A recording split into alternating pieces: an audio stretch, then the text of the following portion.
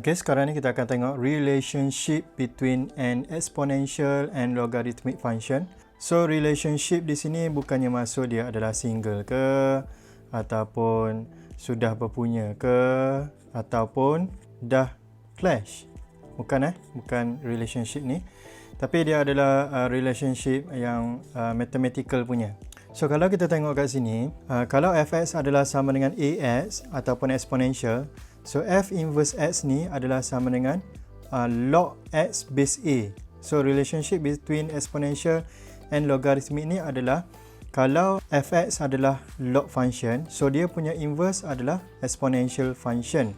Sama juga kalau fx adalah exponential function, dia punya inverse adalah logarithmic function. So, itu dia punya relationship. So, kalau kita tengok kat sini, ini adalah graf y equals to log x base a. So, kalau kita buat satu line y equals to x dan kita reflect kita punya logarithmic function ni pada line y equals to x, kita akan dapat macam ni. Which means dia adalah symmetrical. So, itu adalah bukti bahawa exponential adalah f inverse kepada log, log adalah f inverse kepada exponential. So, di sini dia bagi tahu ln x is the inverse function of ex. So, domain of ln x is the range of ex. So, ini basically macam yang saya cakap tadi. Dia punya domain of f dengan range of f, dia terbalik dengan domain of f inverse dan range of f inverse. Okay, dia terbalik ni. Okay, so sekarang ni kita akan pergi kepada example 15, soalan 1. Okay, kamu diberi fx sama dengan ln x plus 3. Soalan yang pertama adalah find f inverse x. Soalan yang kedua adalah sketch. Okay, soalan kedua adalah sketch. Kemudian soalan yang ketiga adalah state domain and range. Okay, so sekarang ni kita akan cari kita punya f inverse dulu. So nak cari f inverse, kita akan gunakan rumus f inverse x adalah sama dengan x. So, fx adalah sama dengan ln x plus 3. So, kalau f inverse ni dia akan jadi ln, kemudian sini adalah f inverse x plus 3. So, f inverse x ni adalah sama dengan x. Okay, so dia akan jadi macam ni. Kemudian kita akan pindah-pindahkan untuk dapatkan f inverse x sama dengan apa kat sini. So, yang pertama adalah kita akan exponent both sides. So, kita akan dapat e to the power of x equals to e ln f inverse x plus 3. Kemudian, ex adalah sama dengan, baik kalau kita nampak e to the power of ln, ini boleh turun bawah. So, dia akan jadi f inverse x plus 3. So, kita akan dapat ex minus 3 adalah sama dengan f inverse x. Kemudian state jawapan final kamu. Okay, final answer kamu state. In conclusion, f inverse x adalah sama dengan ex minus 3. Okay, so selesai soalan yang pertama. Soalan yang kedua adalah dia minta kamu sketch graph of fx and f inverse x on the same axis. Okay, maksudnya untuk soalan ni, dua-dua graf ni kita akan sketch dalam axis yang sama. Okay, so sekarang ni untuk function ln x plus 3. Okay, apa yang kita nampak kat sini adalah dia akan pergi ke kiri 3 unit. Okay, kiri 3 unit, tak ada apa-apa reflection. So, itu sahaja kita punya transformation. Jadi, graf basic dia adalah macam ni. Ini adalah 1.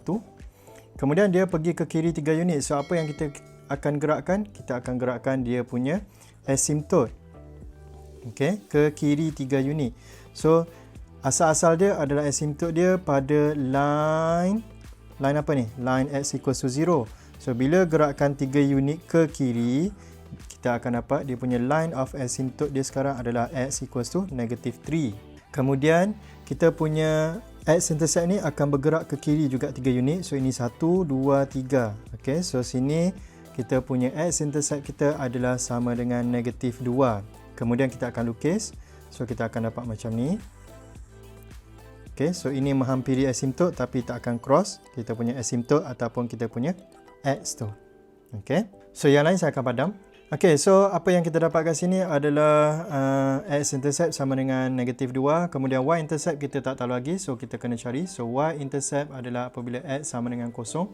So f0 adalah sama dengan ln 0 plus 3. So ini adalah sama dengan ln 3. Ln 3 nilai dia adalah sama dengan 1.098. So sini adalah ln 3 ataupun 1.098. So ini adalah positif, which mean betul lah dia berada di bahagian atas y-axis, positif. Baik, ini kita label, ini adalah graf fx sama dengan ln x plus 3. Kemudian untuk soalan yang seterusnya, dia minta kita sketch f inverse x. So ini senang saja. Kita hanya perlu lukis kita punya line y equals to x. So ini adalah line y equals to x. Kemudian apa yang kita buat adalah kita reflect sahaja kita punya graf fx ni kepada line y equals to x. So meaning that kita akan jadikan line y equals to x ni sebagai cermin. Kemudian kita akan flipkan dia. Okay, kita akan reflectkan dia. Kita akan dapat macam ni. Okay, kalau kita reflectkan dia, kita akan dapat lebih kurang macam ni. Okay. So kat sini kena hati-hati dia cross kat sini kan. So dua curve ni mesti cross pada tempat yang sama. Kemudian di sini berapa nilai dia? Okay, di sini adalah ln 3. Macam mana saya buat? Okay, ini ambil saja. Okay, dia kan mesti simetri kan. So mesti sama tu. Kemudian di sini nilai dia berapa? Di sini nilai dia adalah negatif 2 juga. Okay, so kita labelkan dia. Ini adalah graf f inverse x adalah sama dengan Ex minus 3. Kemudian satu lagi adalah kita punya asymptot untuk f inverse x. Okay, so kalau di sini untuk fx kita punya asymptot adalah pada line x equals to 3. So untuk f inverse, okay, nampak tak dia bersilang kat sini ni? Nampak tak dia bersilang kat sini ni? Okay, kita lukis kita punya asymptot kat situ. Okay, biar dia cross macam tu. So ini adalah line asymptot equals to negative 3. So sini kita akan label negative 3. Okay, so selesai kita punya graf. Okay, soalan yang seterusnya adalah dia minta domain dan range untuk f dan f inverse. So domain of f, range of f.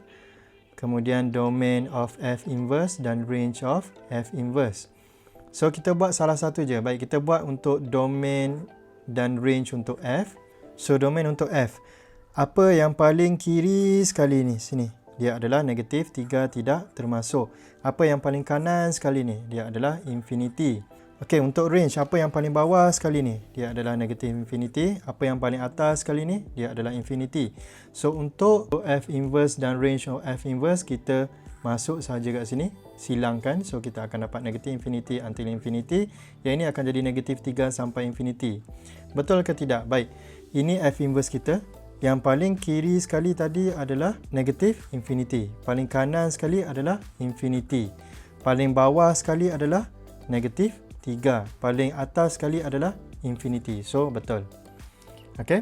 So, selesai untuk soalan 1. Kita pergi kepada soalan yang kedua.